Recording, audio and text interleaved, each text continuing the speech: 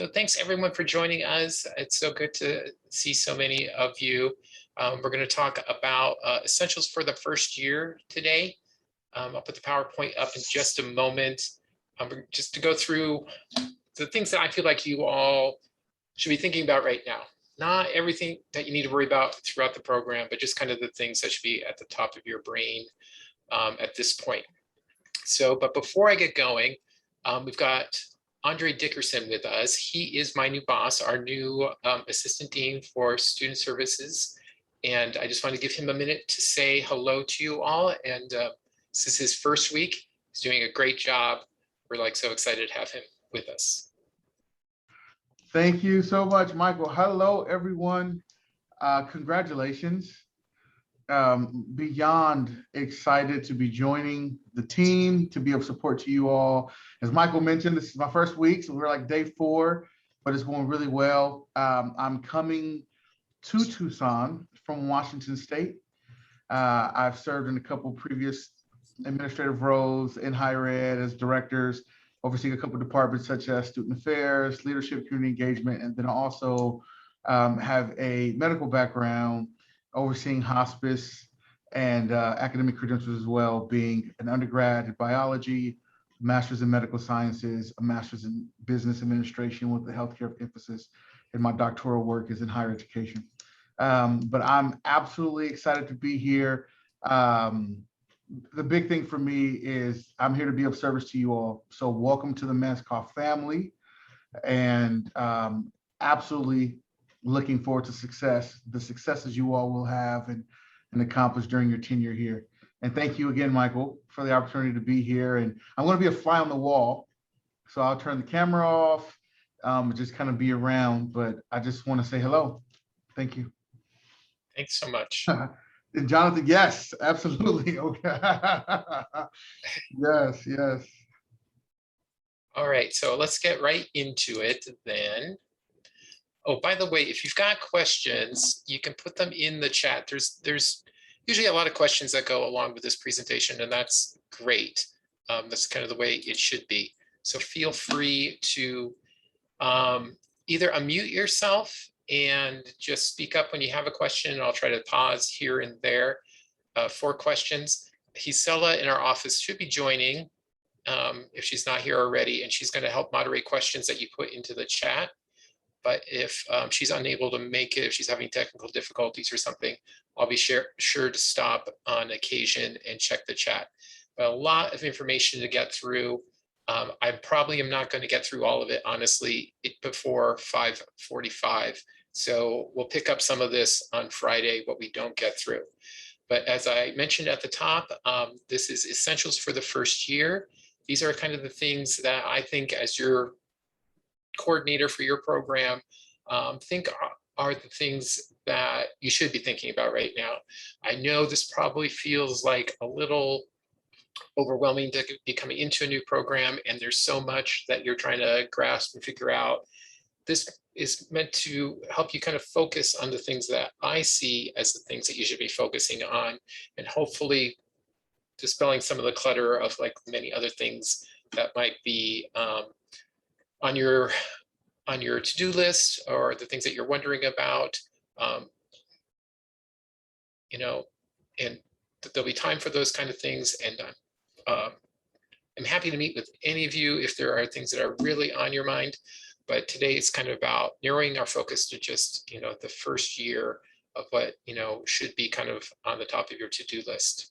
So the main objective for this is to provide information and insights for the best possible start into your program. That slide there is to make sure that I hit the recording button, which I'm proud to say I remembered to do. I want to start off by just reminding us that we respectfully acknowledge the University of Arizona is on the land and territories of indigenous peoples. Today, Arizona is home to 22 federally recognized tribes, with Tucson being home to the O'odham and the Yaqui.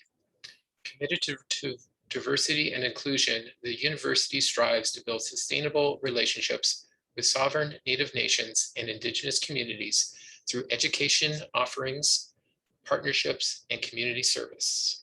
And I love this statement because it speaks in many ways to what we do in public health, what we do in appreciating the diversity and individuality and histories of lots of different types of people. You may have seen these objectives on the D2L website, which is part of the part 1 of orientation, that there are 4 main objectives to our orientation. And since this is my first time really getting to have some one-on-one time with you all, or a 1-on-32 time, or how many ever showed up, I just wanted to kind of do some big picture stuff in this presentation as well. So just as a reminder, relationship building for success with fellow students is one of our main objectives. Relationship building for success with faculty, providing information and insights for the best possible start into your program, and exploring the importance of self-care in grad school.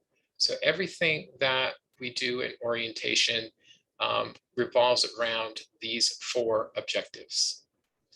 Kind of the way I think about how we set up orientation for you all is that the part 1, that D2L self-paced course, is really very information-based. It takes a few hours to get through it. It's a little dense at parts, so I suggest that you space it out and try not to get it through it all at one time. It's just a lot to kind of get through. You can break it up in some little pieces throughout the next week and a half that we have left. That would be my recommendation, but do what works for you. It tends to be kind of the information-based portion of orientation. Part 2, which are these live recorded bi-weekly presentations, I think of as being largely kind of skill-based. And then, I left out a 1 there. Part 3, or part 2, the sequel, live active attendance on August 20th. That portion I think of as being about really trying to get some insights and start some relationship building. You're going to be a lot of people on that day, and that's relationship building and networking is going to be a huge part of what you do in grad school. Okay, so here are some of the things that you all gave to us as things you wanted to know about orientation. We asked what is the best thing that could happen in the coming year, and some of the things that we heard back were that I would have a strong academic and social start to my PhD program. I will become familiar with students in my cohort, resources for my program, and develop relationships in my department with faculty and staff. I put that one first because I think it echoed and kind of encapsulated what we're trying to do in our 4 objectives of orientation. So hopefully all of that won't be fully realized, but hopefully you'll get a good foundation to help you on your way to achieving those things in your first year. Fulfill program expectations. We're going to talk about some of what those expectations are today. Start school and succeed, absolutely.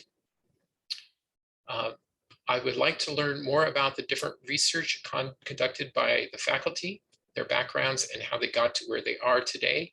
I think informal mixers would be fun and less stressful than traditional networking. Absolutely, absolutely. And you'll have a chance to meet a large number of the faculty in your department on Friday the 20th. There's a mixer being planned. I don't have the details yet, but you have some of the 2nd year cohort. They're planning a little mixer for you all to welcome you as the first years, probably sometime in September. I think they're still working on the details and the venue and all of that, but you'll get an invitation to that. And I believe faculty are also going to be involved to that mixer. Some of your departments are also planning mixers for you in the coming semester. So hopefully there will be some opportunities to do just that kind of thing. So really like that, and I hope that gets fully realized. I'd like to meet every fellow student. I'd like to know the research opportunities provided by faculty that match with my interests. Okay, so hopefully you'll get some of that research or understanding what faculty are doing in the faculty introductions, and you're starting to meet fellow students here in some of the after presentation meetings. You'll meet some more on the 20th, and just keep with that, because that is an important part of your success. Get to know more resources available to us on campus. I'm going to cover some of that. What organizations are there on campus which can help incoming PhD students for their research and classes, as well as public health volunteer activities. I'm going to cover some of that both today and on Friday. Here's one that I got, and this one went right to my heart. Graduates may feel easily isolated, and it can be harder during times like this. Some effort from the school to help us stay connected in person or virtual could make a difference. I 100% agree. And this is an important part of my job. You know, it's part of what we try to do in student development is help you to all to have good connections with the resources that you need, including the support that you need to be successful. And I got to tell you, this past year was, we talked a lot about this, and we tried lots of different things, including asking for student input on what the needs were and how you would like us to connect with you or connect with other resources. And we tried lots of different things, some with some success, some with less success. But it was something definitely that we worked on this past year and we continue to work on. So I totally appreciate that. So with that, one thing that became very real for me this past year was just thinking about, you know, I believe my first responsibility is to take care of myself.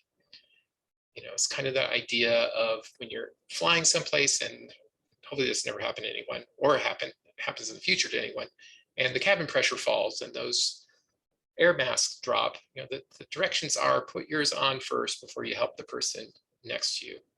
So the idea is kind of, you know,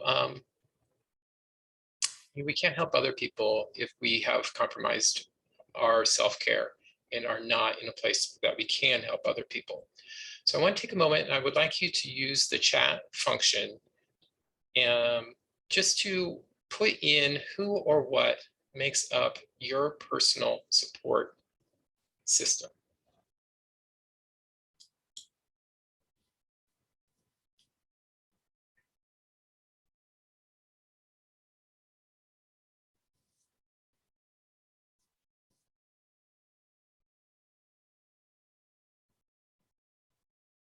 Jose says family, friends, colleagues, mentors. Yes. Adriana, my parents, sister, and close friends. Great. Yep. Lauren, my partner and family, wife, dogs, friends, my partner, friends, mentor, boss, coworkers, my wife, my advisors, future colleagues, and students. Yes. Anybody belong to any clubs, organizations? My family, friends, mentors, boss. Yes. Friends, pet. Yep. Family, friends, colleagues, and mentors, partner, my partner, family, and friends. Yeah.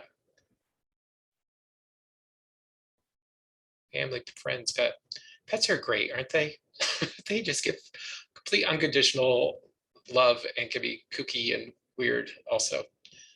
They add so much. Yeah, and I think about, my my religious affiliation in the congregation I belong to. I think about the support organizations. I think about, the my counselors can be part of a support system. All those kind of things. And so I want you to kind of think, you're coming into, Masters of Science students, you're coming into a 10K race. It's going to be a long haul. Doctoral students, you're starting a marathon. It's going to be a really long haul. I want you all to be standing upright when you get to your defense. Your defense should be, one of the last things that you do in pursuit of your degree, and it should be a time of celebrating all the hard work that you've put in up to that point. So thinking about what our support systems are and actualizing them, right? For me, this past year, that was one of the hardest things. That phone weighed about 100 pounds. I didn't want to pick up the phone and call people, or, reaching out to have a Zoom meeting with somebody. Those kind of things, and being really purposeful and intentional, strategic and purposeful about, self-care, kind of being self-aware when we need to reach out for that kind of help, and then asking for it. Okay, so that's just my little spiel on that. Back to the PowerPoint.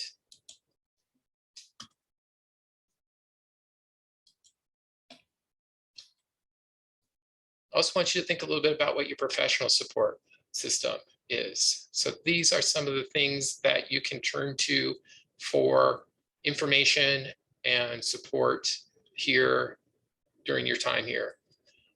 Your program handbook. These are kept on the hub. You're going to hear about the handbook again and again, but that is where you're going to find like kind of the policies and procedures, some of the rules about your everything from, you know, when the library is open to what your comprehensive exam committee should look like. So that is definitely part of your support system. Knowing your handbook, knowing what's in there will help you to understand what your program expectations are, as well as what's coming up ahead for you. Your faculty advisor, this is a key relationship. If you've got your faculty advisor, ideally is someone who's going to help you and support you all the way through this degree and be a lifelong mentor who helps you in career and beyond. This should be a lifelong relationship. Doesn't always go that way. Sometimes there's bumpy roads with advisors. Sometimes those things can be worked out when we have, you know, uncomfortable conversations, and sometimes they don't go that way. Me, as your MS and doctoral coordinator, come see me.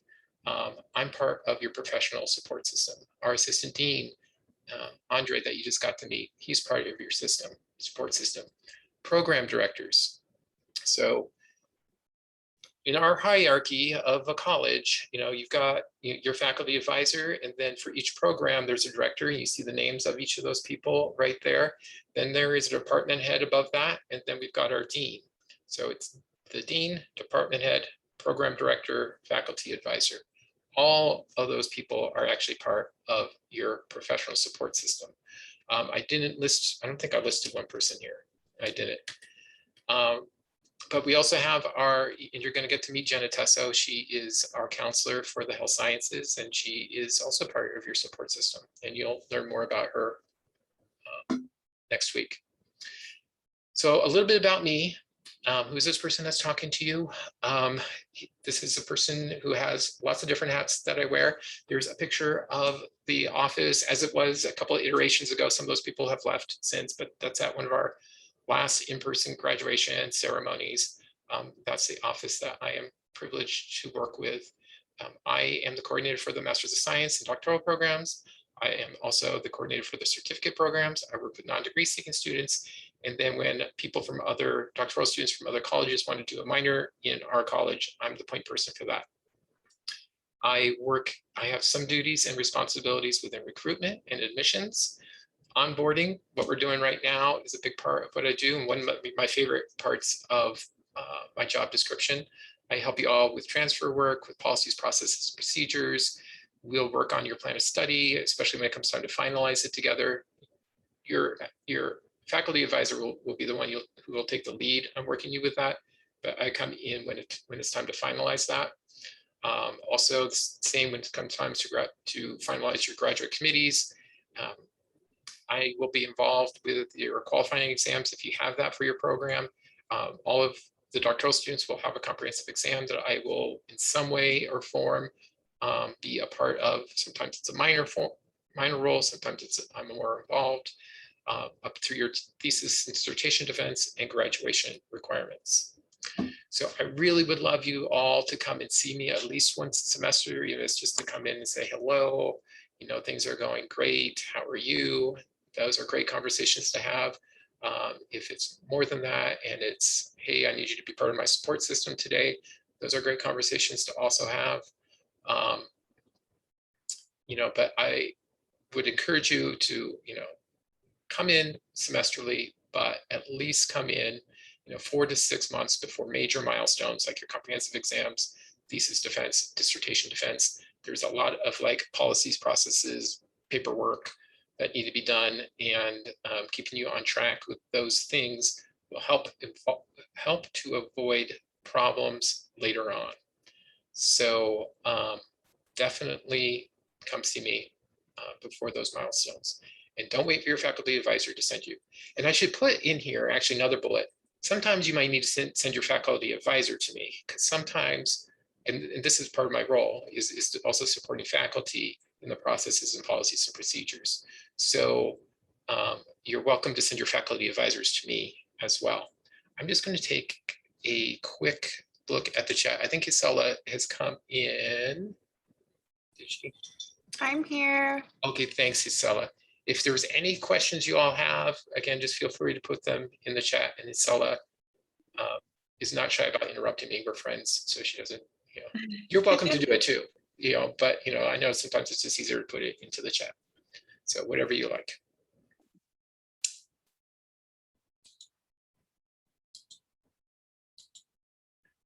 Okay, so to keep going. Okay, so for this fall semester, something I've been doing that's been well received is just some Zoom drop-in hours. And I have those currently from Tuesdays to 2 to 4 p.m. I could be bolstering those up in the fall term. If these hours get used, I'll definitely add some more, maybe on a Thursday or something like that. But you're welcome to reach out to me by phone. You're welcome to reach out to me by email, by my Zoom drop-in hours. You can make an appointment to come see me via Zoom. If you want to come see me in person, I'd love to meet with you outside or in a conference room or that sort of thing for the time being. But I'd love to meet with you in person as well. Whatever works for you, I try to be as flexible and as available to you all as I can be. So do reach out if you'd like to. All right, so be purposeful and strategic. Some of you have heard this more than once already. This is, people have like inspirational quotes and these things, Martin Luther King or Mother Teresa. Here's my inspirational quote: "Be purposeful and strategic" by Michael Turner. I just want to encourage you all to, be thoughtful and just be purposeful, strategic about how you approach your studies. These are your studies. This is your next degree. I want to encourage all of you to take ownership for it. You need help. You're not going to do it alone. It's going to take, in a committee of human beings, of faculty, and a lot of other resources and people who are around you to be successful. And be purposeful and strategic in using those resources and in the decisions that you make. Because this is your education, and I want you all to have the experience of making it, as meaningful and as personal for what you want to get out of it as you can. Okay, that's not always fully possible, but as much as you can. Okay, so another comment that I got in the questionnaire was something that I heard you wanted from your first year experience was a GRA, job positions, rotations. You want to learn about qualifying exams, comps, how to write a dissertation, how to choose faculty for committee. So I'm going to touch on some of this right now, but not all of it, because some of it is kind of an ongoing process, and some of it is more appropriate to wait a little bit later on. So kind of what I'm going to try to get through as much as possible right now is going over a brief overview of milestones to graduation, advising roles, forms, and processes as you get started. I'm going to talk a little bit about handbooks and catalogs and pertinent policies. And all with a focus on what I hope is at the top of your brain for this first year only. And again, feel free to ask questions as we go. So major milestones for the Masters of Science students. These include, and I've bolded the ones that I think are relevant to your first year, drafting your plan of study, thinking about transfer coursework and course substitutions. I'm going to go into that into a little bit more detail in a couple of slides, 2 or 3 slides. Selecting committee members, which is something I heard in that last quote. That is really something that I would encourage you all to start thinking about from the beginning. Not in a totally serious, like, I've got to get this done in my first month or first semester or even first year. But I want you to start thinking about and maybe that's probably a better phrasing, thinking about committee members your first year. You're gonna start to get to know more and more faculty. Hopefully we'll get you a good foundation on Friday the 20th when you meet the faculty to start to get an idea about what their personalities are like, what their expertise involves. I think a good committee, has people on it who have the knowledge and the skills that you want to have. But also sometimes there's just a committee member on there that you just get along really well with and you can count on to give you, constructive feedback on your writing, for example. So a good committee is a committee that addresses as many of the needs that you have, the support that you need in writing, eventually in writing a dissertation. That you can. And sometimes it's just somebody's a good connection, or they have a data set that is something you want to work on. You don't need to worry about that so much. Just want it at the front of your brain to start to get to know faculty and learn about them this first year. And if you're an introvert like I am, and I actually am, it's sometimes hard to move myself into that uncomfortable position of introducing myself to someone or getting to, meet someone, someone new. But I want to encourage you to challenge yourself to do that in the coming year. Okay, enough about that. And qualifying exams for Masters of Science students, biostat students are the only ones who have a qualifying exam after the first year. Some other milestones that you have are submit plan of study, formalize the committee. So formalizing your committee will happen your second year. Then that's when you need to make some decisions. A thesis perspective you'll develop, you'll write your thesis, and then a final defense. I'm going to come back to the qualifying exam stuff a little bit in a few slides as well. Michael. Yes. Jonathan has a question. How many should be on your committee? As few as possible. That's my answer to you, because it's the fewer that you have, the less people you need to make happy, the less number of people you need to corral into a room for a 3-hour comprehensive exam. But the short of it is to give you the quantitative answer to that is that a comprehensive exam committee has a minimum of 4 members and a dissertation committee has a minimum of 3 members. And there's much more details in your handbook about what that committee makeup needs to look like. So I refer you there for more details. Good question. Thank you, Jonathan. So for doctoral students, the first 3 bullets are pretty much the same. You should be thinking about drafting your plan of study, considering transfer work and course substitutions, thinking about who might be some good committee members for you. And I neglected to mention this earlier, but your faculty advisor is a great person to also work with for ideas about committee members. But again, this is just starting to think about those things, starting to get to know faculty. For Epi and Biostats PhD students, you do have a qualifying exam after your first year with us. And then I put choosing the minor kind of in italics. This font doesn't really, the italics are not much different than the normal font. But for some of you coming in, if you're going to use a lot of work from a previous degree towards your current doctoral degree, then that choosing a minor might be something that you want to bump up as to something that you really work on in your first year. And again, I would just encourage you to be, strategic and purposeful about choosing a minor that's really going to help you or is going to complement your dissertation work and or really help you in your future career if you're that far along. And then submit plan of study, that will happen. I suggest you do it the semester before comps. That's in the future, not your first year. You'll develop a research proposal. You'll take written comps, oral comps. That's really one exam, but we often think about it as 2 separate ones, but they happen on different days.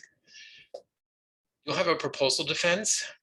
Proposal defense is where you're going to present to your committee your research proposal, and they're going to ask you really smart questions and help you to refine your proposal for how you're going to do your dissertation work, so that you have a really good footing going forward into your dissertation work.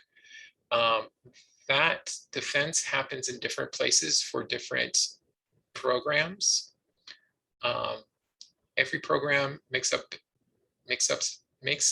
its own rules for these sort of things. It's part of the reason why I have a job. So I've got 6 different programs and 6 different processes for comprehensive exams. And I can't ever, and if you come and ask me about it, we're going to usually pull up your handbook, because I usually can't pull up off the top of my head always what the difference is, because again, they're different, and I don't want to tell you something wrong. But for some folks, your main defense of your proposal actually happens as part of your written comps. For others, it's part of your oral comps. For the DRPH folks, it's a separate part of your doctoral experience. It happens after the comprehensive exam, and it needs to happen within 1 year of passing your oral comps. Then you work on your dissertation, and then there's a final defense of that dissertation work. And again, because you've done all the hard work previous and you've worked closely with your committee, the final defense is a celebration of the terrific work you have done. That's the ideal, at least. Question, well, let me do 3 more slides and then I'll stop for questions, unless there's something really urgent. A little bit about advising roles. Faculty advisor, that's going to be your primary person right now that you'll work with most closely. Your program director, again, is someone who can be there for you if problems arise that your faculty advisor is not able to take care of. You'll have a comprehensive exam committee chair that's often the same person as your faculty advisor. You'll have a dissertation thesis director as well. That can also be your faculty advisor. You'll gather some committee members together from your own programs, sometimes from outside your program. And then there's also me, your doctoral MS programs coordinator. So again, kind of reiteration of a previous slide of some of your professional support system. Okay, so I want to talk a little bit about transfer work and course substitutions, because this is something that you could be working on right now, just checking the time.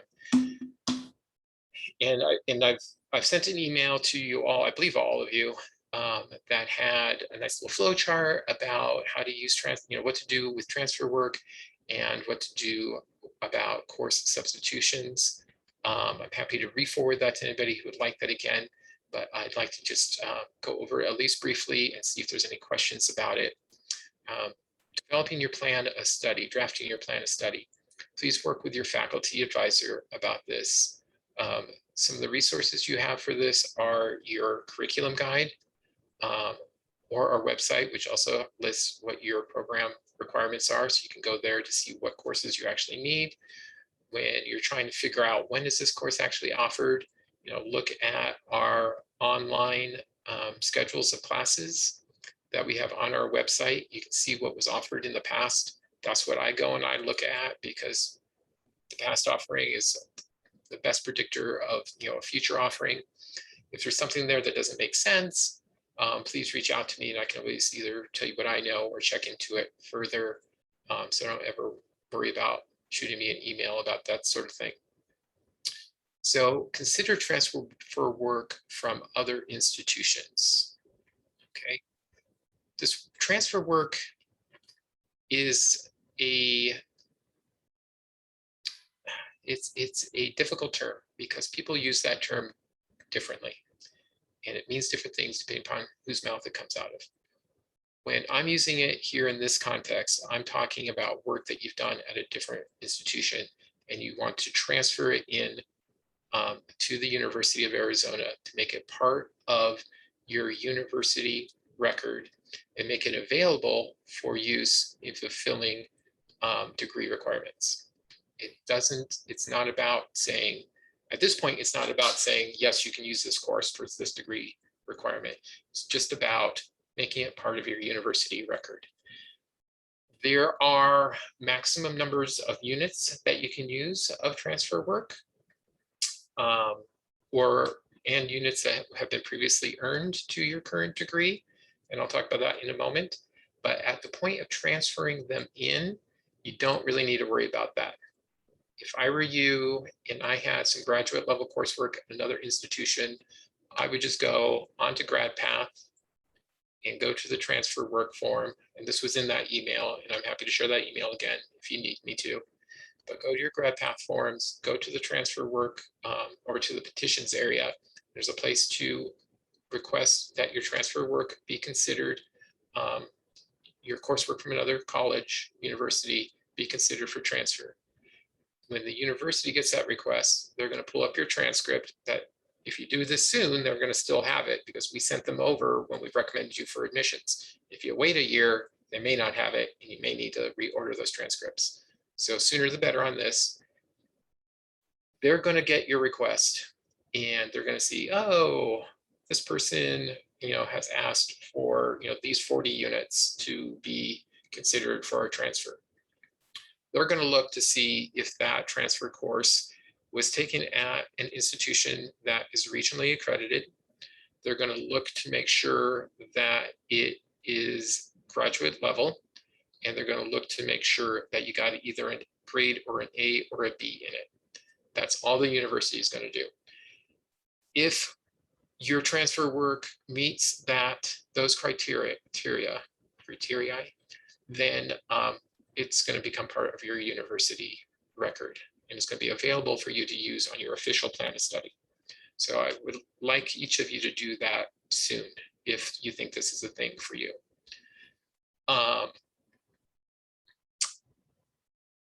Course substitutions is a different matter. If you have taken courses here at the University of Arizona in a previous graduate degree or as a non-degree seeking student, so let's say you've taken the introductory epidemiology course, EPI 573A, as a non-degree seeking student, or maybe you're a master's of public health student and you took that course, and you want to use that for your degree now. And one of your degree requirements now for your major requirements, not as an elective, is EPI 573A. So it's the same course taken at the same institution. That is not a course substitution. You don't need to take this step. It's the same course. We don't need to evaluate it and make sure that it is the equivalent of the course that we offer, because it is the course we offer. So if that's your situation, put that aside. Neither of these steps apply to you.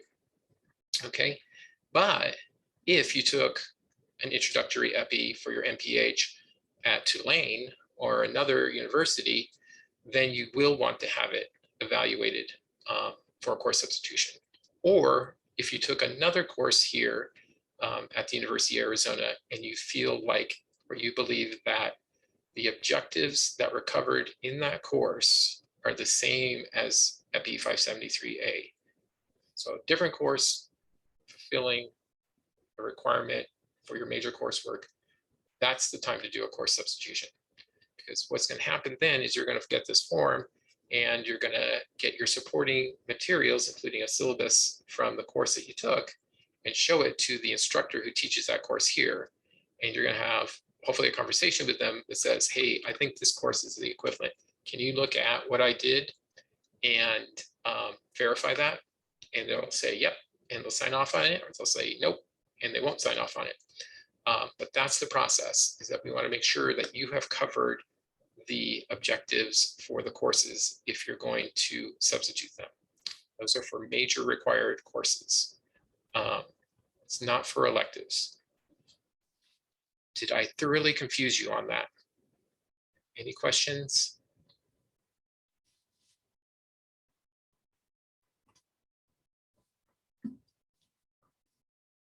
Okay, I'm going to keep going. So think about your electives. Think about using previously earned coursework for electives.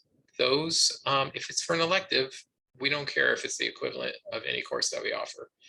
What we do care about is that your faculty advisor thinks it's relevant to your current degree. So really all you need, if you're going to use, you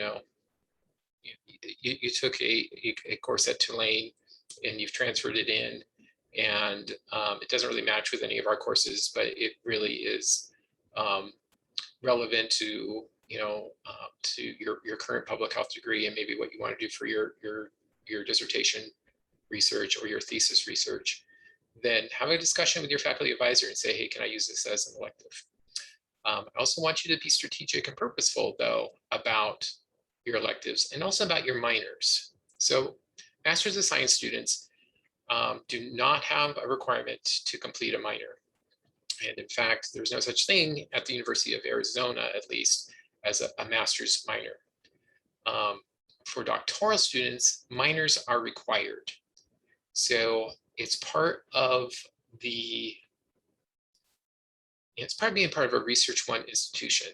As a Research One institution, the University of Arizona has, as one of its operating principles, the idea that interdisciplinary research is important, that researchers from different disciplines should be talking to each other, should be interacting with one another. So part of how the university encourages that is by requiring folks, doctoral students, to do a minor in a different discipline. So this is also a place, in the electives you choose, in the minor that you choose, this is a place to think about, what's going to get me through my dissertation, what's going to get me into the career that I eventually want to have. These are not things you need to figure out today. These are not things you need to figure out in the next year. Some of this is just about exploring. Some of this is about learning new stuff, expanding your own horizons. So, but it is, I want to encourage you to not just fill up all your electives with transfer work because it's time effective and financially effective to do that. For some people, that's a reality. For some people, getting through quickly and with this little financial burden is important, and I get that. And if that's you, I respect that. If you can have the freedom to do a little bit more exploring with electives and with your minor, I would encourage that because I think it's going to make for a richer experience for you.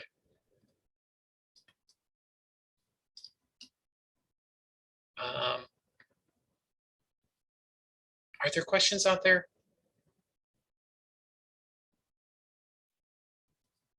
I'm going to try to wrap up pretty quickly here because we're getting towards our limit of time. Gisela? Michael, I do have a question real quick, unless Gisela has one first. She doesn't. As it relates to course substitutions, because I've used GradPath and I love it.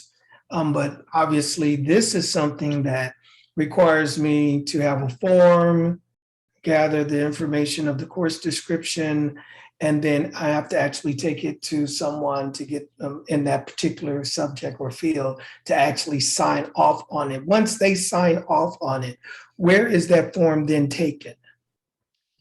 Jonathan, I'm so grateful for you asking that question because you made me realize that I left out an important piece of information, which is the course substitution form is an internal form to the college.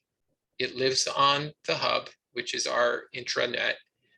You can get on there and go to student forms there, and you'll find the course substitution form.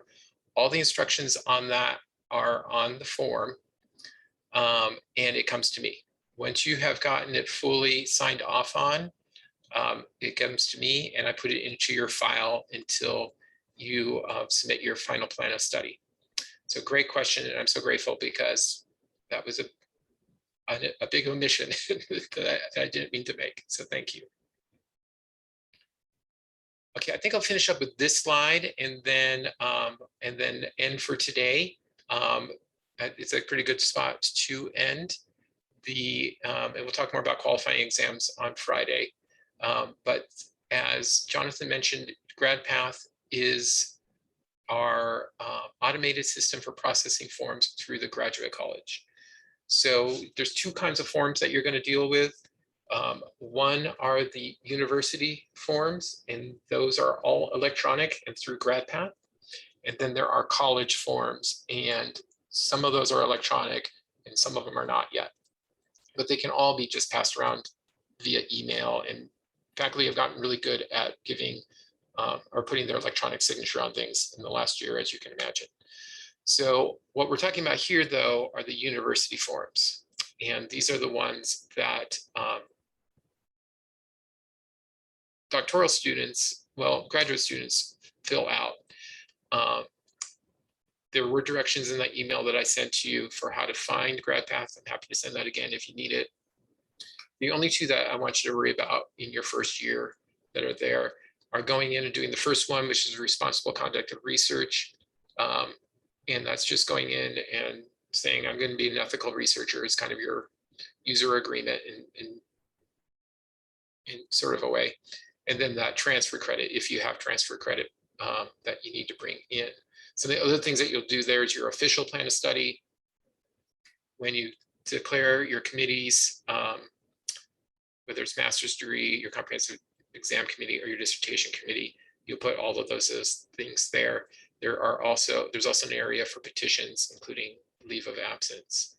So just want you to be aware that those are there and that this is also part of the process. And again, just to repeat myself one more time, this is about how we communicate with the university and the grad college. And they're all electronic. And then on the hub, there's a whole bunch of other forms that we use for internal communication and internal processes that you can find there. And that's where you'll find the course substitution form. So I think I am out of time. Stop screen share. Cool. I'm like a couple minutes over. So are there any lingering questions?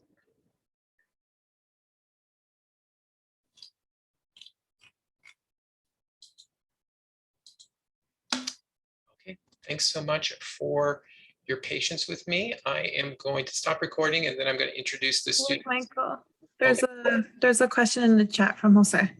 Okay, thank you, Jose. Can you have the same committee members as part of your comps committee and dissertation committee? Yes, you absolutely can. And it often is. Sometimes your minor advisor is part of your comprehensive exam committee, but not necessarily part of your dissertation committee, but sometimes they are. So that is one common difference. Also with public health policy and management, with your comprehensive exam committee, that's often assigned to you because it's like it's a very set process. And so your comp exam committee is often assigned by your program director, but then you have more leeway in you have a lot of leeway in who's on your dissertation committee. So they're often the same committee. They don't need to be. You're welcome to change them if that makes sense for you. So sometimes. Thank you, Jose.